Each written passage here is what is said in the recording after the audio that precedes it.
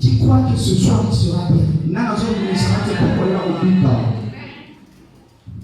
Amen. Yes. Quelqu'un parmi vous est-il malade? Quelqu'un parmi vous est venu malade dans ce lieu ce soir?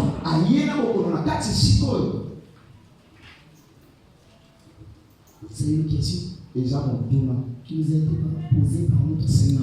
Je bénis l'Éternel Dieu pour tous ceux qui sont venus malades ce soir dans ce lieu. Je bénis l'Éternel Dieu pour l'esprit de guérison qui ont lieu dans ce soir. Je bénis l'Éternel Dieu pour la présence des anciens de cette église. Est-ce que Dieu soit au milieu de nous? Enrichissement au nom de notre Seigneur Jésus-Christ.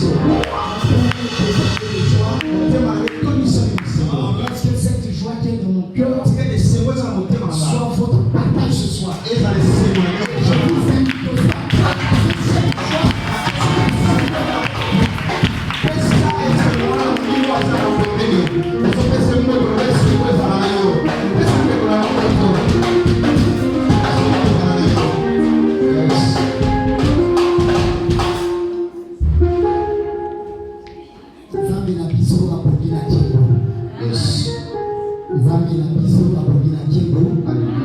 Là où tu peux prendre place.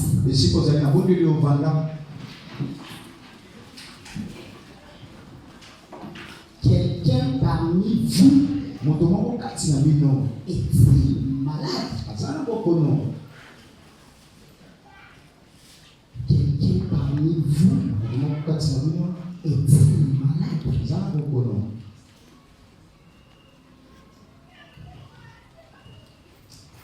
Être malade, si nous regardons du point de vue littéraire, Être malade, c'est le fait d'avoir un état de santé anormal. Amen, Amen. amen.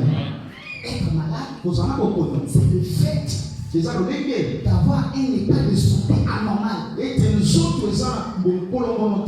peut affecter soit ton corps ou soit de l'esprit. Amen, amen. C'est ce que moi j'ai vu dans mon dictionnaire. Je ne sais pas si dans votre dictionnaire c'est différent. Amen, amen. Si le corps ou l'esprit ne fonctionne pas bien, c'est ce qu'on les plans dit que tu es malade. Mais si nous allons dans le jardin de Éden, la Bible nous dit quoi? La Bible dit que Dieu forma l'homme de la poussière. Amen, amen. Yes. Dieu forma l'homme de la poussière de la terre. C'est cette partie-là qu'on appelle la partie physique de l'homme. C'est cette partie-là qu'on appelle la chair, qu'on appelle le corps. Généralement, nous les hommes, nous avons tendance à comprendre que c'est le corps seulement qui est malade. Amen, amen. Et la Bible continue à nous dire, après avoir façonné l'homme, Dieu souffla dans ses narines une souffle de vie. C'est la partie que l'homme ne voit pas. C'est la partie là qu'on dit que c'est l'âme et l'esprit. La partie invisible de l'homme. C'est de cette partie-là que Dieu dit, faisons l'homme à notre image. À notre ressemblance. Or aussi, si une personne peut être malade que dans le corps et dans l'esprit, ça veut dire que la partie invisible de l'homme aussi peut être malade. Amen, amen. Amen, amen. Amen. Hier, notre père, il avait parlé de la partie physique qui peut tomber malade. Il a donné l'exemple de Bartimée. La partie physique de Bartimée qui était ses yeux étaient aveugles. Amen. Il avait donné aussi l'exemple de la femme qui avait la perte de sang. Elle était aussi malade. C'est sa partie physique qui était malade. Elle coulait le sang. Or, notre esprit aussi peut être malade. Je vous donne l'exemple de Anne. Amen, amen. Amen, amen. Est-ce que vous me suivez? Amen. Je vous donne l'exemple de Anne. La Bible dit quoi? La Bible dit que l'Éternel avait rendu Anne stérile. À cause de ça, de son stérilité, son rival Pénina se moquait d'elle. Amen, amen. Amen, amen.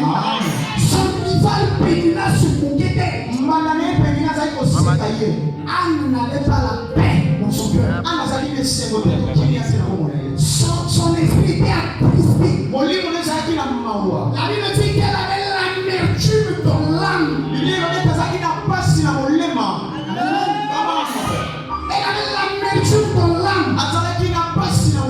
Si c'était toi, tu pouvais voir l'amertume qui était dans l'âme de l'âme. C'est là qu'on parle de la partie invisible. C'est là qu'on parle de l'esprit de l'âme qui tombe malade. Or, quelque chose qui est spirituel ne peut être traité que spirituel. Amen. C'est là pourquoi tu vas voir que certaines personnes sont malades. Ils vont à l'hôpital. Les docteurs font des examens. Les résultats sont négatifs. Ils sont même encore malades. L'âme d'une personne peut aussi tomber malade. C'est de ça que notre Seigneur nous demande. Quel parmi vous est-il malade?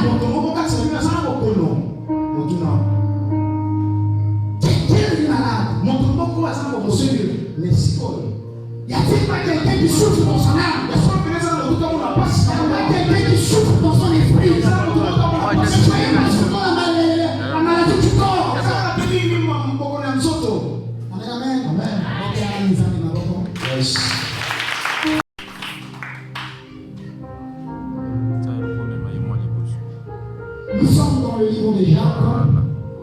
Jacques chapitre 5, verset 14 à 15. Levons-nous pour honorer la parole de Dieu. Levons-nous pour la parole du Seigneur. Jacques chapitre 5, verset 14 à 15.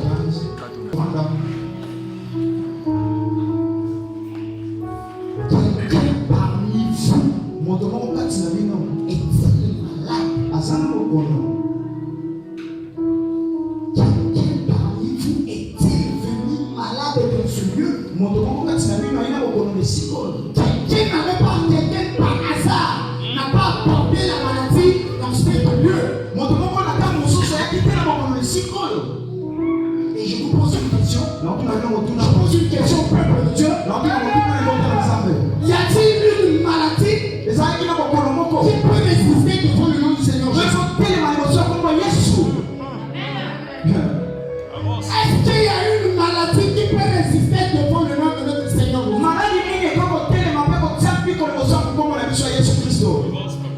La sorcellerie, la limitation de la famille,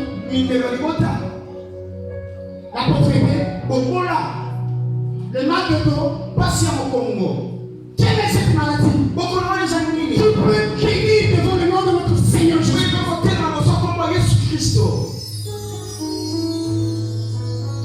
Quelle est cette maladie qui oppresse les hommes et les enfants de Dieu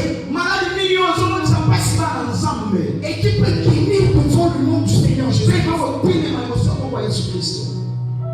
La parole de Dieu dit dans Philippiens chapitre 2, verset 9 à 11, nous allons pouvoir le lire ensemble. Philippiens chapitre 2, à partir du verset 9 jusqu'à 11. Qu'est-ce que la Bible nous dit? Lisons-le ensemble. Philippiens chapitre 2, verset 9, à partir du verset 9 jusqu'à 11. La Bible. Aussi Dieu l'a souverainement élevé et lui a donné le nom qui est au-dessus de tout nom, afin qu'au nom de Jésus, tout genou fléchisse devant les cieux, dans les cieux, sur la terre et sous la terre, et que toutes les langues confessent que Jésus-Christ est Seigneur, à la gloire de Dieu le Père. Amen. Amen. Amen. Amen. Amen. Amen. Vous avez écouté? Oui. Est-ce que vous avez écouté?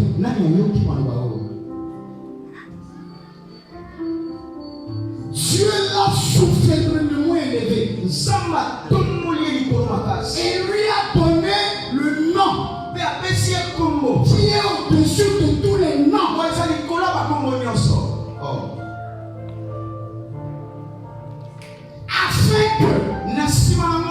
au nom de Jésus-Christ, tous ces noms fléchissent.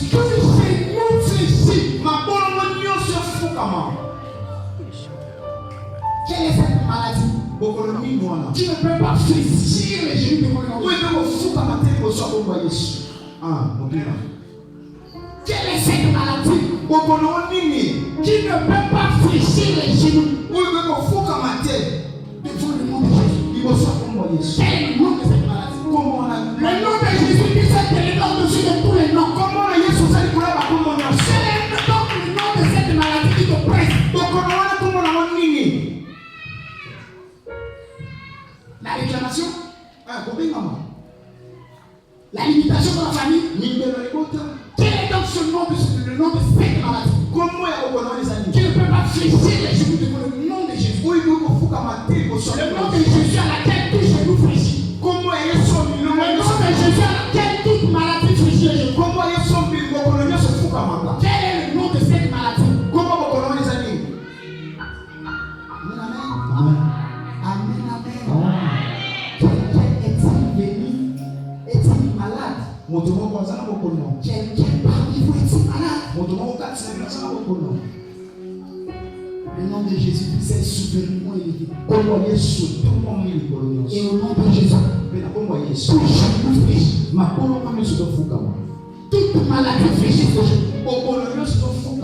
Que ce soit la maladie spirituelle, que ce soit la maladie physique, que ce soit les mauvais sorts, quels sont les noms de Jésus? Aucune maladie est irrésistible. Voilà pourquoi ce soir, je déclare sur une personne telle malade.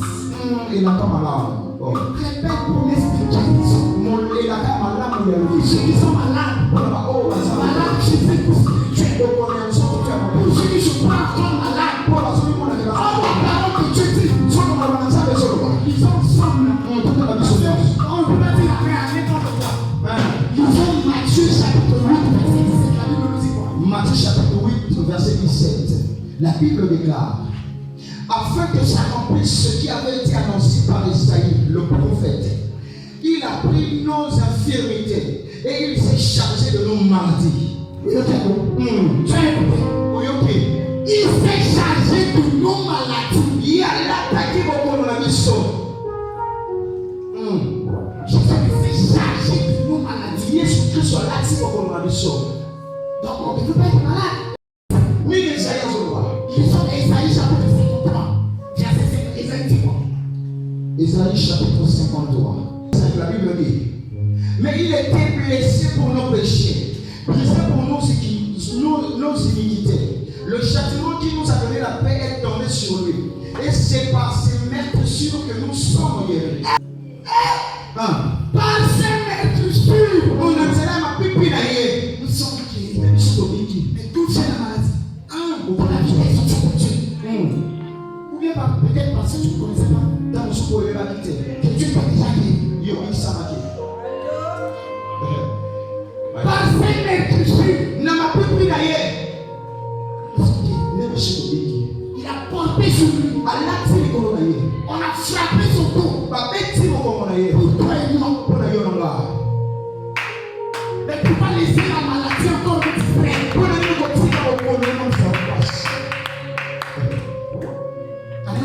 Amen. Pourquoi laisser encore la maladie nous distraire? C'est chargé. Et nous sommes guéris de la sénérité. Donc normalement, si on connaissait la maladie ne devrait pas nous oppresser. Amen.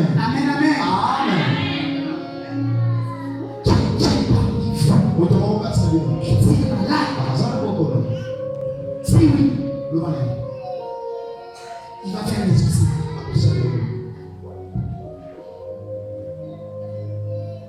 Si quelqu'un est malade, qui va faire les soucis. Je vais m'asseoir un peu. Amen. Quelqu'un qui est malade, il va d'abord faire le premier pas. On allons faire les soucis de la vie.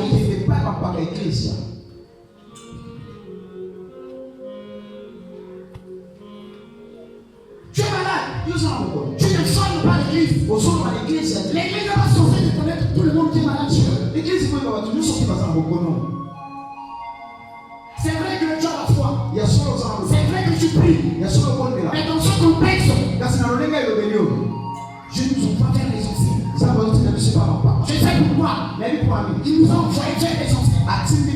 Le problème avec nous les chrétiens d'aujourd'hui, si tu pries avec quelqu'un qui va la main de Dieu, tu fais être égal à la paix spirituelle. Avance, pasteur.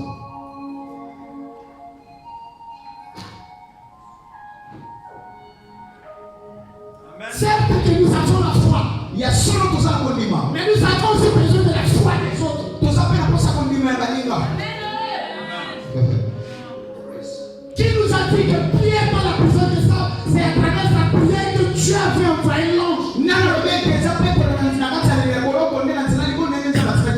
La Bible nous dit, Hérode avait foutu Pierre à la prison. Pour qu'après la fête de Pâques, soit exécuté devant tout le monde. Parce que selon lui, il pensait que c'est la meilleure manière de se faire plaire aux Juifs. La Bible nous dit, l'Église a adressé des prières à Dieu pour Pierre. Mais Pierre avait la promesse, sur toi je bâtirai mon Église. Ça veut dire que s'il n'y avait pas encore l'Église de Dieu, Pierre ne devait pas prier. Jésus avait fait la promesse à Pierre.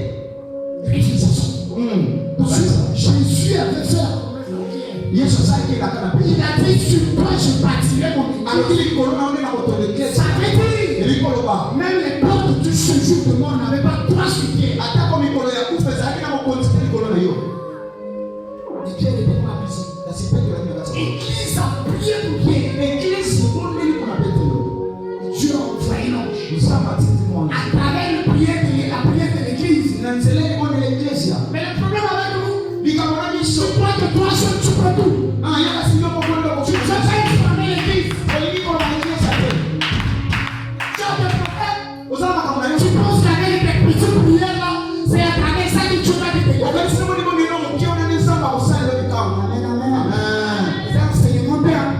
C'est seulement une parenthèse. Notre but c'est pas de s'appeler l'esprit de la maladie. Celui qui est malade, il va vers les anciens. J'ai lu beaucoup la partie là. Il va vers les anciens. Je me souviens il y a une chose qui m'a frappé à l'esprit. Les peuples cherchaient palabre avec Moïse à cause de l'eau à boire. À Horeb, les peuples cherchaient querelle avec Moïse. Amen. Dieu a dit à Moïse, essayez de lire ça, Exode chapitre 17, à partir du verset 4 jusqu'à 6. Exode 17. Verset 4, en disant, que ferai-je à ce peuple? Encore un peu, ils me les lapideront. L'Éternel dit à Moïse, passe devant le peuple et prends avec toi les anciens d'Israël. Prends aussi dans ta main et marche. Voici, je me tiendrai devant toi sur le rocher d'Horeb. Tu frapperas le rocher et il en sortira de l'eau. Et le peuple boira. Moïse fit ainsi aux yeux des anciens d'Israël. Parole de Dieu. Amen. Moïse avait la vision de libérer le peuple là de l'Égypte vers la terre promise. Les anciens, le rocher ne pouvait pas libérer l'eau. Tu sais pourquoi il a dit à Moïse d'appeler les anciens? C'est des anciens. Quelqu'un parmi vous est malade. Quelqu'un est venu dans ce lieu avec la maladie. Amen. Amen. Qu'il appelle les anciens. Qu'il appelle les anciens. Et que les anciens prient pour lui. En loignant Dieu. Amen, amen. Amen. Les anciens prient pour lui. En loignant Dieu. Dieu a dit, la prière de la foi sauvera le malade. Ça veut dire, la prière des anciens doit être que tu demandes ici. Je demande une prière avec foi. Alors, depuis, j'avais demandé s'il y a les femmes ou les hommes de foi dans ce lieu. Parce que si tu n'as pas la foi, notre prière ne sera pas exaucée. Dieu demande une prière de foi. Oh, la foi est une vraie nation. L'ancien doit prier, doit savoir que la prière que je fais, Dieu va le faire. L'ancien ne doit pas prier en passant sur son église. Pas la foi dans le fétichisme. La foi en Dieu. La foi en notre Seigneur Jésus-Christ. Après cela, c'est à partir de là que Jésus est venu. La première des choses, celui qui est malade doit appeler les anciens. Le fait d'appeler les anciens signifie déjà que la prière avec foi. Est-ce qu'il y a un homme de femme de Dieu? Est-ce qu'il y a une femme de femme de Dieu? Et la Bible nous dit, après la prière de la foi, Dieu sortira le malade. Le Seigneur le relèvera. Et le Seigneur le pardonnera de ses péchés. Est-ce que tu crois? Ta maladie.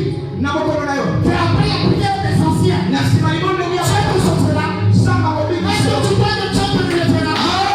Est-ce que tu crois que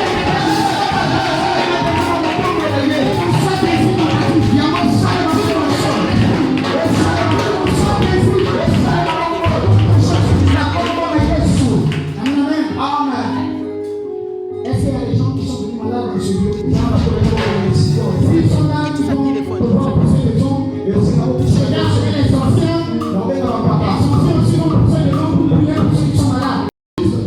Les anciens de l'église sont de la foi chrétienne. Après cette raison, vous allez prier pour les malades. Faisons ce que la parole de Dieu nous a demandé de faire. Apportez vos huiles. Nous n'avons pas besoin de savoir le nom de votre maladie. Donc ceux qui ont l'huile, partagez à ceux qui n'en ont pas. Les anciens vont prier pour vous. Vous allez les joindre conformément à la parole de Dieu et vous allez discipliner l'esprit de maladie dans leur vie. Donc, ça va tout à la vie, non? On va faire la soupe là. On va faire la beauté. Il y a que ça, les anciens de l'église. Dieu n'a pas parlé d'aller vers des pasteurs, aller vers des prophètes. Dans ce temps, la colonne va nous conduire dans l'adoration. Peuple de